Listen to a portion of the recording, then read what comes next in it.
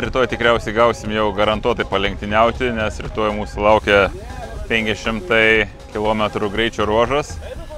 Tai, manau, bus visko.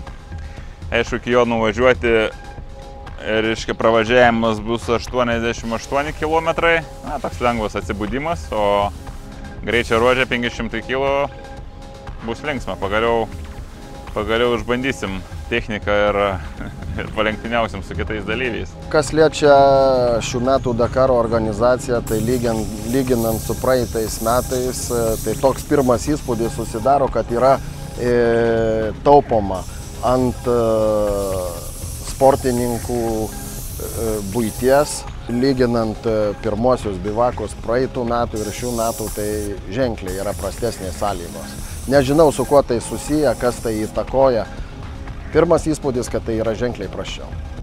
Taigi, tiesiai po briefingo gavome atnaujintas informacijos, kad mūsų starto laikas rytoj bus 9 valandos 47 minutės 30 sekundžių vietiniu laiku. Ir taip pat sužinojom, kad greičio ruožas bus šiek tiek sutrumpintas ir vietoj žadėtų 510 km mes turėsime veikti 387 km. Ir mūsų greičio ruožas baigsis kontrolinėme punkte numeris 4. Ir būkite su mumis.